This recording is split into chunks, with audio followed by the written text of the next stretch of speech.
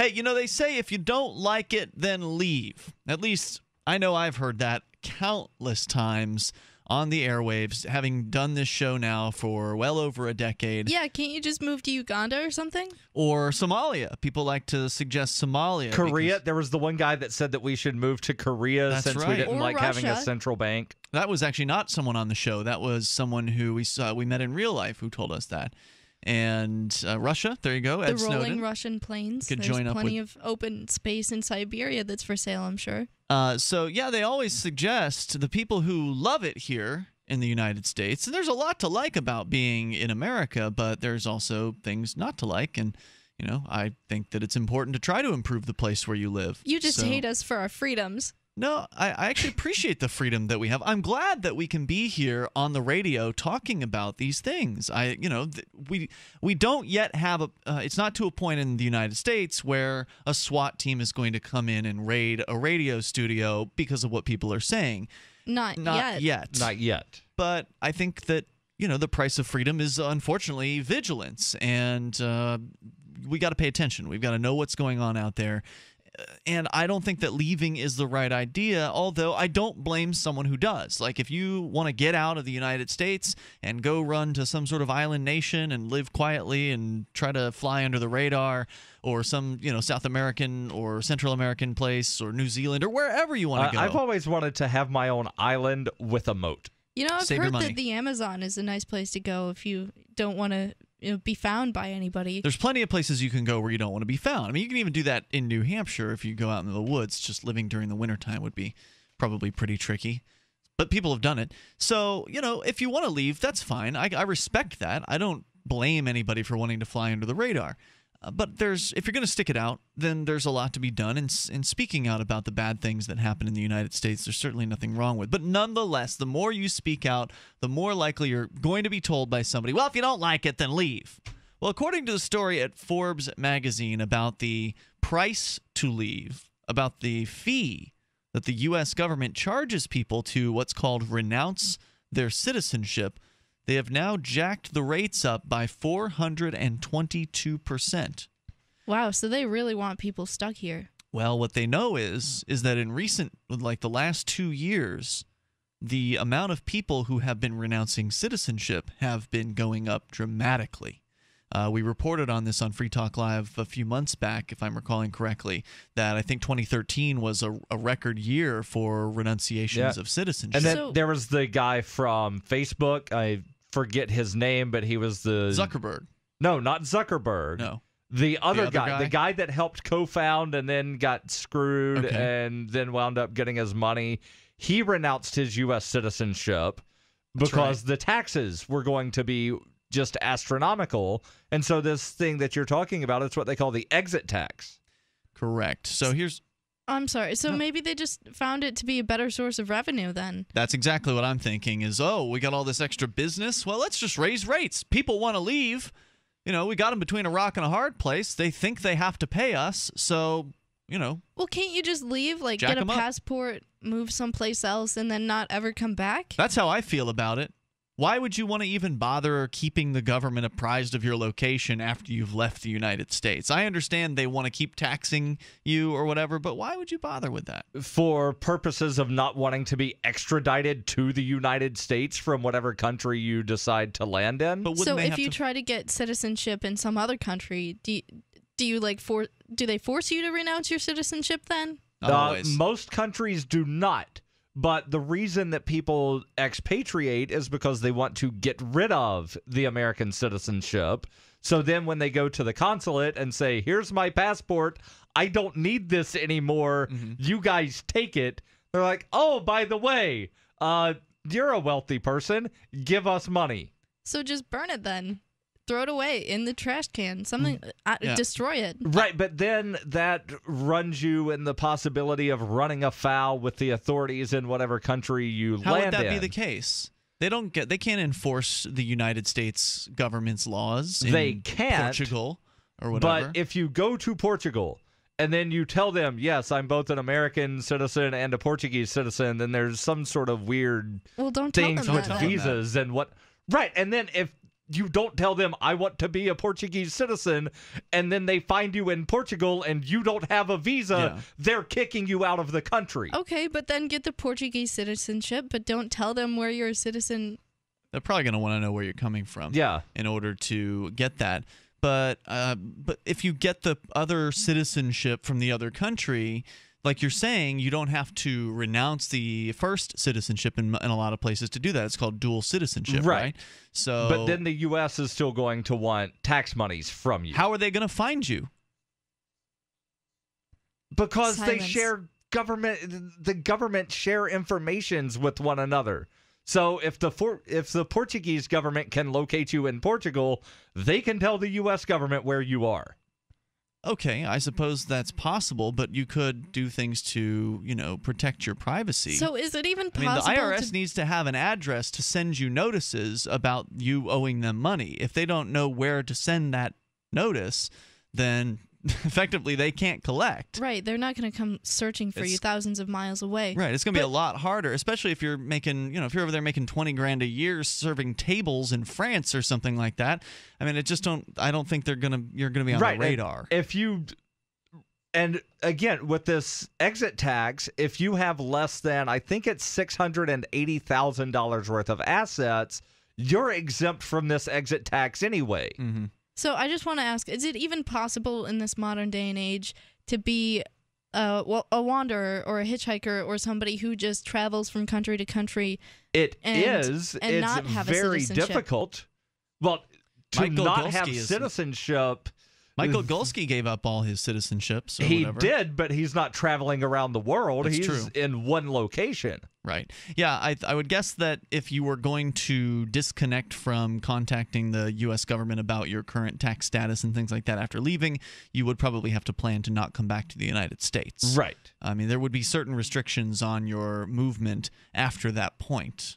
But I think you could do it easily. I mean, I don't think it would be that complicated to avoid the clutches of the IRS outside of the United States.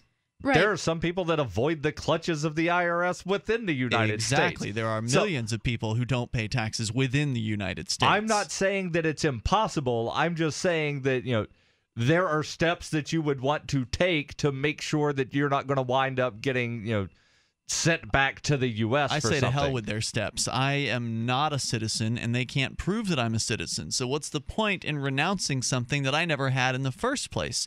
And what I mean by that is, for those of you who are new to the show, as Mark Stevens points out on Adventures in Legal Land, his website, markstevens.net, there are no citizens. And the reason why there are no citizens is because a citizen is, go ahead, look it up, citizen is someone who owes a duty of allegiance in return for an obligation of protection, meaning that you, as the supposed citizen, are supposed to obey in return for being protected. That's what the duty of allegiance is in return for an obligation of protection. Okay, but even if you claim that you're not a citizen, you still appear to be one in the state's eyes. Because, sure, they would think so. When they look at you, they see, mostly law-abiding. If they see you breaking the law, they'll point it out to you. But you probably have a driver's license, and I guess you don't own this house, but there's still things in your name. So that doesn't mean I'm a citizen, though. A citizen is someone who owes a duty of allegiance in return for an obligation of protection, and the government has no obligation to protect. There are multiple Supreme Court cases that make that very clear, including Warren versus D.C. and several others. So if there's no obligation to protect, then there can be no duty on my part to obey. Of course, I never made that agreement in the first place, but the agreement doesn't exist anyway. So why renounce something that doesn't exist? More coming up. So over the last 2 years, from Forbes.com, the U.S. has had a spike in expatriations. It isn't exactly Ellis Island in reverse, but it's more than a dribble. With global tax reporting and FATCA, the list of the individuals who renounced is up. For 2013, there was a 221% increase. That is, increase in people leaving the United States. And with record numbers of Americans renouncing citizenship. The Treasury Department is required to publish a quarterly list, but those numbers are understated, some say considerably. The presence or absence of tax motivation is no longer relevant, but that could change. After Facebook co-founder Eduardo Saverin departed for Singapore, Senators Chuck Schumer and Bob Casey introduced a bill to double the exit tax to 30% for anyone leaving the United States for tax reasons. That hasn't happened, but taxes are still a big issue for many. To leave America, you generally must prove 5 years of U.S. tax compliance. That I did not know. So it's not just about you ponying up some cash on the way out the door. It's also about you being a good, obedient little serf and doing as you're told and filling out all the paperwork. So a young person like me, I've only paid taxes for 2 years. Yeah, I wouldn't be able to leave or renounce my citizenship. I don't know if there's an exemption for if you haven't paid taxes beyond a certain point, but that's an excellent question, Ellen. That's pretty disappointing. I was actually considering doing that next week. Or like me, I haven't paid taxes in a decade. And so therefore, I mean, I would fail right out the gate if I even tried to go through whatever this ridiculous process is. You don't pay our taxes, but you can't leave either. Well, I would leave if I wanted to leave and figure out the rest of it later on. And if it meant that I couldn't come back to the United States. I mean, if you're ready to leave the United States, if you're so frustrated by what's going on here, then you should be prepared to not come back, I think. Right. And somebody in the chat room is saying that exit taxes last for 10 years after expatriation. It's ridiculous. I don't know if that's true or not. But I don't know either, but it sounds outrageous. Nor do I. It sounds believable, though. But you don't know that, Daryl? That's surprising. Something Daryl doesn't know. What?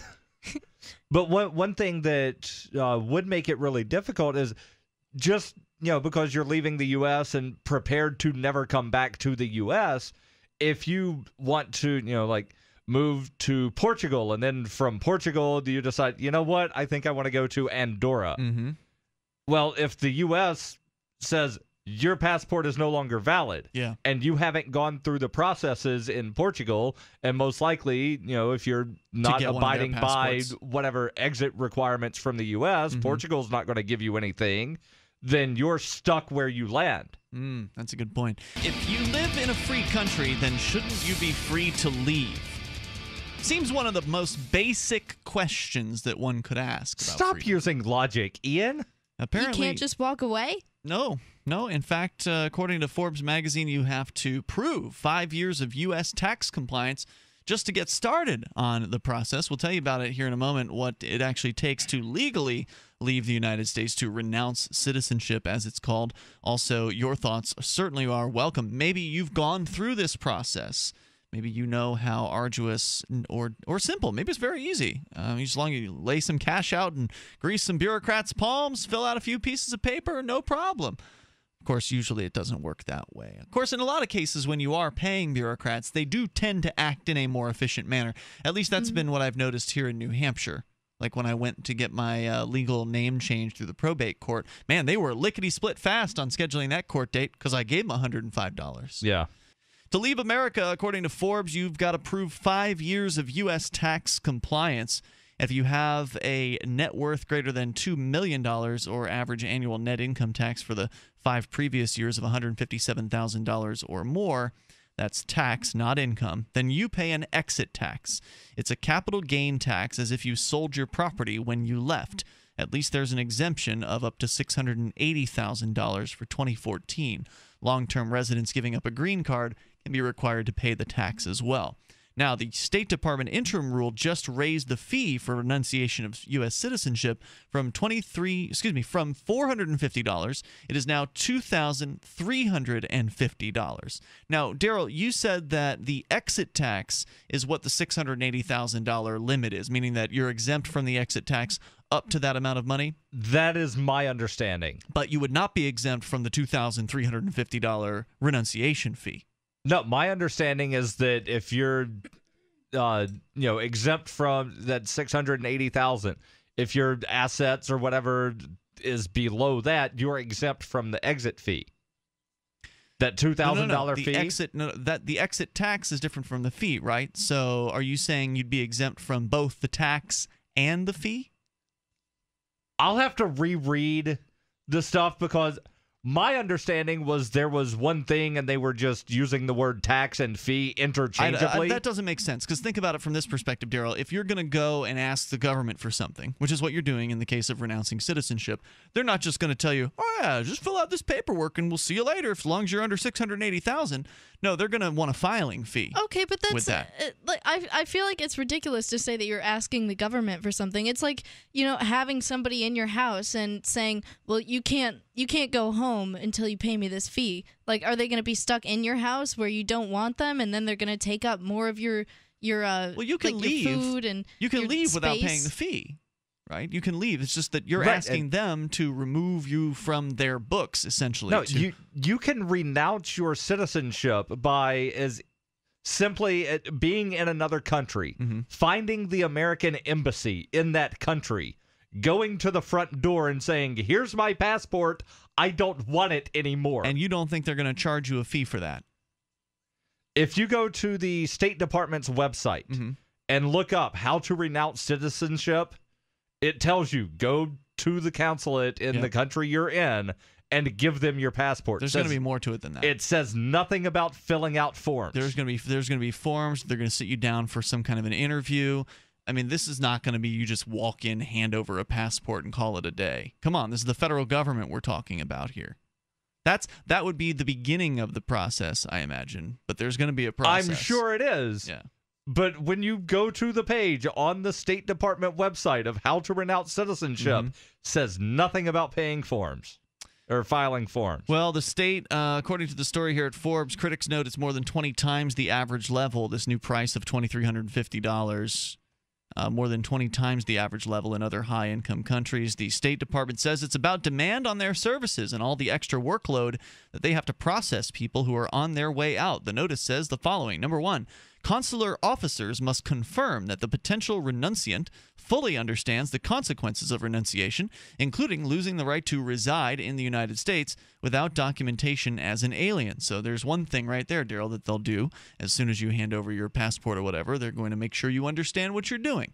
Right, and you'll but probably have to put your signature on a line to confirm that you understand that. Why is it a process or a service that you would just say, okay, I'm leaving, and then they're like, oh, wait, you can't leave yet. We've got to fill out all these forms first. Like, well, your that's livestock, confusing to your me. inventory, and you need to be removed from the inventory. There's a process involved in this. Number two, consular officers must verify that the renunciant is a U.S. citizen, and they must conduct a minimum of 2, here you go, intensive interviews with the potential renunciant. Consular officers must even review at least 3 consular systems before administering the oath of renunciation. Now, I would like There's to know. an oath too. Yes. Wow. I would like to know what that says. What is the oath of renunciation? We'll find that out here maybe if we can. Number 3, the final approval of the loss of nationality must be done within the Directorate of Overseas Citizen Services in Washington, D.C. After that, the case is returned to the consular officer overseas for final delivery of the Certificate of Loss of Nationality to the renunciant. So as you can see, this is a involved process. So I have found the oath/affirmation of renunciation of nationality of United States. Almost done here with the process. Number 4, these steps add to the time and labor being involved in the process. Accordingly, the department is increasing the fee for processing such requests. That's what I thought it was, a fee for all requests, from $450 to $2,350. So there you go. Let's get into the oath here. Okay, so the oath, it's a 8.5 by 11 form that has the location of the embassy/consulate, the country, and then it says, I, print your name, a national of the United States, solemnly swear/affirm that I was born at, and then you put the location, the town, the county, the state, and the date that I formerly resided in the United States at. You put the address. That I am a national of the United States by virtue of... What the hell does that even mean? National is slightly different from citizen. Yeah. Citizens, they say, have the duty to protect attached to the allegiance that is given. Nationals just have to give allegiance, and they get nothing in return. Interesting. I wonder why they're using that term. Well, I'm looking at the same page, and it says you're either born in the U.S. or naturalized. Right, so I believe it's Samoa. The people in American Samoa are nationals, but not citizens. Well, that's very interesting. We'll come back here in moments, and we'll finish the oath, too, right? Yes. There's more. The Oath of Renunciation. What does it say? We'll find out. This is Free Talk Live. You can share your thoughts. We're talking about the Oath of Renunciation. What brought us to this was reading a Forbes piece about how the federal government in the United States is jacking the rates up by 422% from $450 to $2,350. That is the fee to renounce one's U.S. citizenship. You would think it was renounce because, renunciation. Renunciation. Yeah. Nope. To renounce one's citizenship, and there's a process involved in that where you've got to, ask for permission first. They give you the forms, you fill them out. There's thousands of dollars you have to pay them for it, and you have to go through intensive interviews, a minimum of 2 of them. I don't know what the purpose of those intensive interviews is, but I imagine that means they're asking all kinds of invasive questions during those Probably interviews. trying to find out if you're leaving for tax purposes? Could be. So, and then there's an oath of renunciation that they want you to sign. And Daryl, you were reading said oath to us. Yes. So it starts off with, like the basic stuff of where you are, what embassy, what country that's located in, your name, where you were born, when you were born, where you used to live in the United States. And then you mark a box saying, I am a national of the United States by virtue of either birth in the United States or abroad to U.S. parents or through naturalization. And then there's a date for naturalization. And if naturalized, when, where. And here is the actual oath that you are signing. It says, I desire and hereby make a formal renunciation of my U.S. nationality as provided by Section 349A5 of the Immigration and Nationality Acts of 1952 as amended and pursuant thereto. I hereby absolutely and entirely renounce my United States nationality together with all rights and privileges and all duties and allegiance and fidelity thereto pertaining. I make this renunciation intentionally, voluntarily, and of my own free will, free of any duress or undue influence. And then you sign, and it is notarized. Okay. There you go. And it references a law here, Section 3, or actually a specific section of a law, Section 349A5, and Ellen has pulled that up. I don't know. Is it technically a law, or is it because it's the Immigration and Nationality Act of 1950? Okay, so yeah, I guess it would be. It's just I was scrolling down through this page, like I have the entire act pulled up here, and it's just so freaking long. I don't know how people read through this, and they just expect you to know it when filling out this form. But this one specific line that it mentions, does that have anything, of interest in it? So Section 349A5 says, making a formal renunciation of nationality before a diplomatic or consular office of the United States in a foreign state in such form as may be prescribed by the Secretary of State.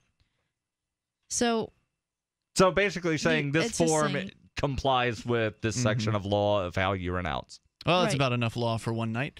Thanks for that. The toll-free number is 855-450-FREE. So pony up, swear this oath, $2,350, go through several multiple interviews, and then maybe you'll be allowed to officially no longer have citizenship ties to the United States. And you can't be within the jurisdiction of the United States when you sign that form. Oh, interesting. There was a court case in 1998, this according to the State Department website, that says a person seeking to renounce U.S. citizenship must renounce all rights and privileges associated with such citizenship.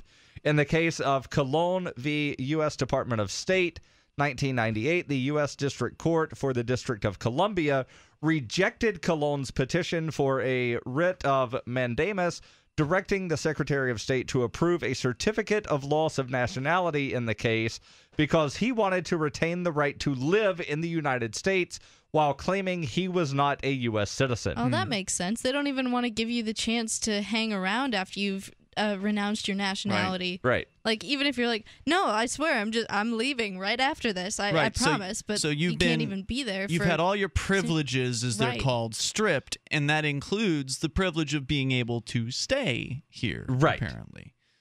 So your statement of there's no such thing as a citizen, and while I agree with you as a matter of legal fact, because of all the weird rulings that have been made, they don't see it that way. Well, of course not. Of course It's like not. the spiteful ex-wife. Like, if you want to sign those divorce papers, you can't be here anymore. Yeah.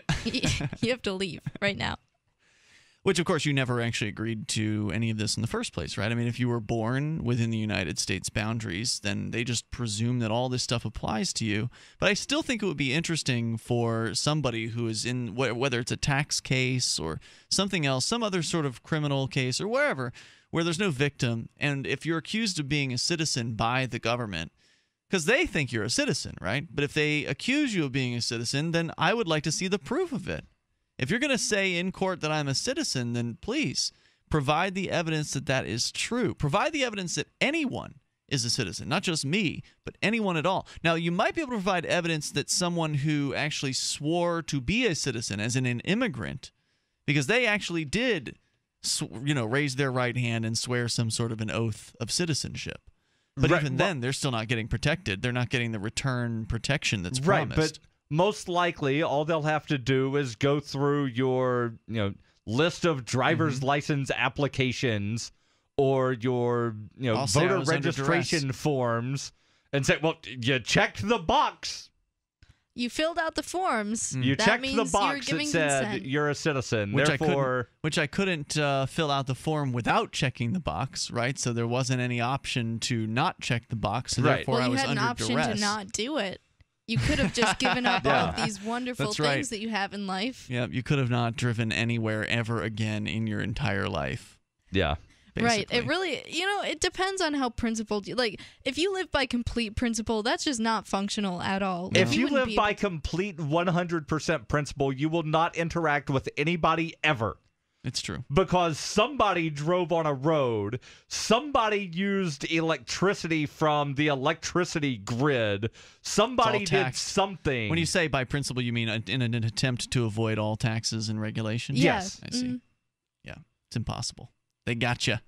The toll-free number is 855-450-FREE. Still, even though I have definitely checked these boxes, I would argue that I did them under duress, or that You did it to keep the things that you enjoy in life. Like, that's the whole purpose of having freedom. that they still have to prove that I'm a citizen if they're going Right. to look. Citizen has a specific definition. Just because I checked the box on the paper doesn't mean that that definition is actually applied to that word, meaning Right. that the government has ruled that there is no obligation to protect you at the Supreme Court level.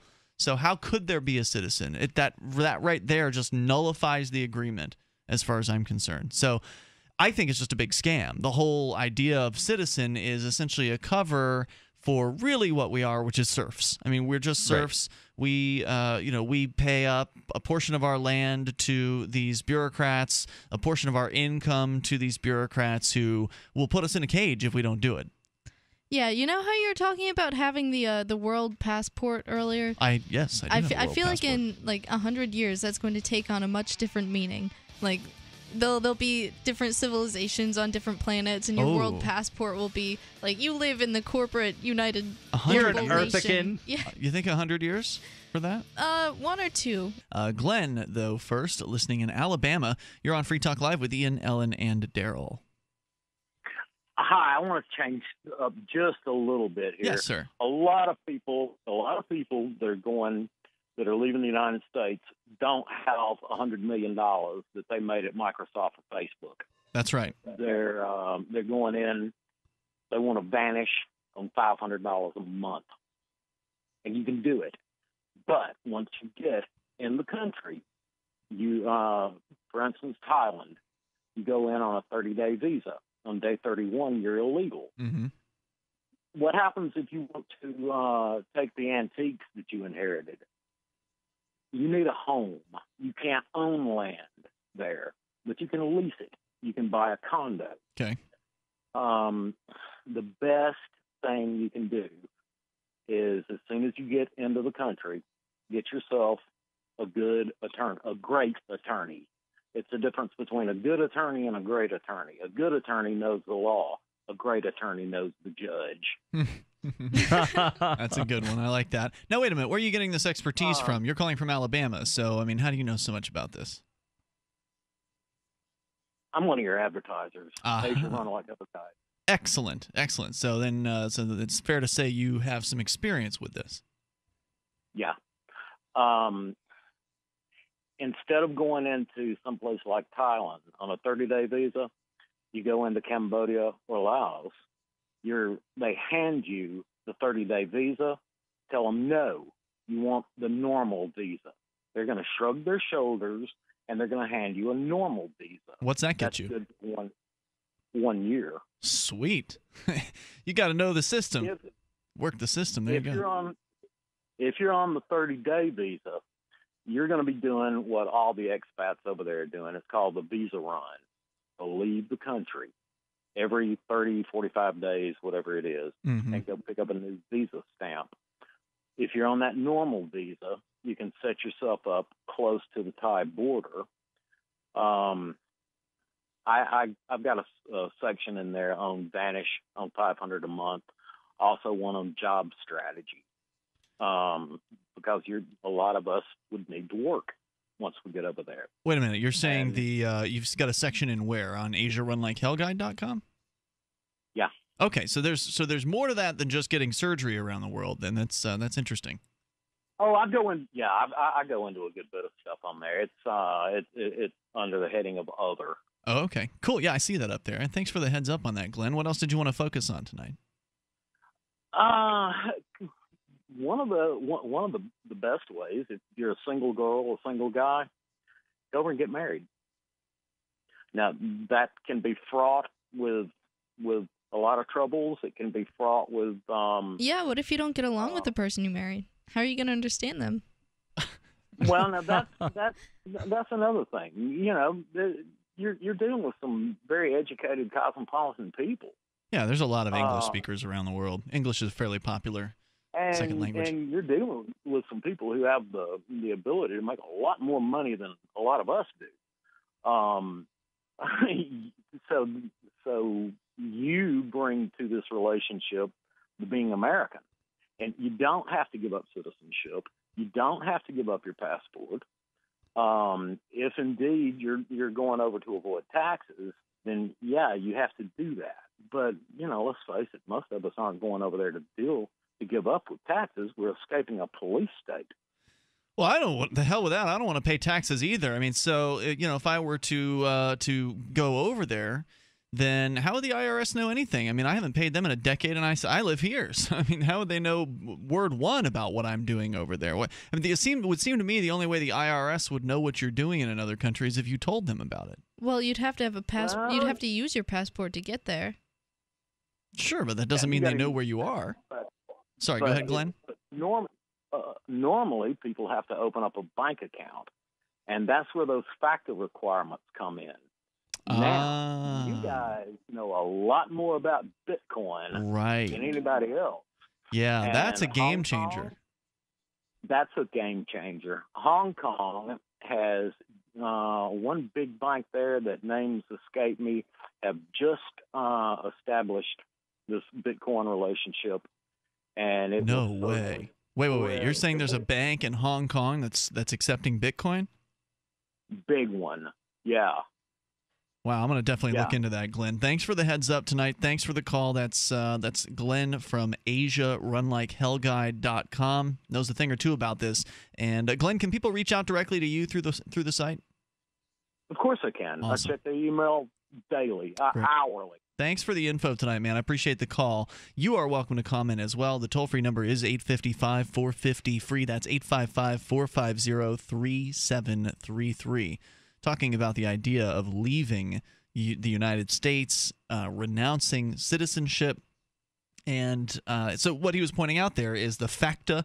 This is the requirement that it's some sort of IRS thing, I think. Anyway, the idea is that you have to keep paying income tax even though you don't live in the United States, even though you don't benefit from the supposed the bennies or the perks anymore of living in the United States. You still have to keep paying the IRS, at least until you go through the renunciation of citizenship. That's as I understand it. I'm not an attorney. That's what I've gotten from the discussion thus far and previous knowledge of this issue. But if you don't ever set up a bank account in the foreign country, then you wouldn't have to comply with the FATCA requirements. And so therefore, if you could use Bitcoin and the various different neat Bitcoin services out there like gift.com or whatever the European equivalent of that might be, then that would allow you to operate in a lot of ways completely under the radar when you're moving. And if you also think about it, there's that rule, we haven't mentioned this, the rule that if you try to leave the United States with more than $10,000, that it'll basically get confiscated from you. And so if you're going to leave the United States, Bitcoin's a great way. If you're going to leave any country, you don't want to go through the border checkpoint with $20,000 in cash. Yeah, that's Right. true. I think that would be the biggest concern for people trying to leave the U.S. is how much they have in assets. And if you can liquidate that all and put it in some account that nobody can trace or that nobody can get to anyway, then that will solve most of your problems. Right. They wouldn't even know you had it. You'd want enough cash to just do the traveling that you need to do, have that much cash on you, but the rest you keep in Bitcoin. And if you don't have a Bitcoin wallet on your phone at that time, like what I would recommend would not be having any info on your phone, because what we found out recently was that at border checkpoints, it's not uncommon for them to take your phone from you, have you put in your passcode, and then have them paw around through your phone's information. So the best thing to do in that case, in my opinion, is to uninstall all the various programs from your phone that have identifying information in them. Take out your email, take out your Google account from the phone, so when you go into the email, it's just blank. There's nothing in there. Kind of de-customize your phone before you cross the border. My understanding on the electronics thing was that they just wanted to make sure that the electronics actually turned on. Oh, really? And weren't explosives. I don't know. I heard they went through a couple things on some folks' phones who went through the border. Which border? U.S. Canadian. I Also, believe. does it matter if you're like detained and pulled to the side in the back room, or if you're just passing through? Like, I don't think they would go to that extreme, would they? I don't know, Searching and through your phone. You never you're know. just- They might not look. They might not like the way you look. There's And then differences between, airline travel, traveling on a train, traveling via car. Mm-hmm. Like no two border crossings are going to be exactly the same. So, if somebody's driving across the border, they might have one experience. Sure. The TSA, that's what I thought you were talking about, was getting on an airplane to fly to Asia, not driving to Canada. No, I forget who it was that had the experience, but I think somebody called in recently with that experience at the border. Free Talk Live, 7 nights a week from 7 to 10 Eastern, live on the Liberty Radio Network at LRN.FM.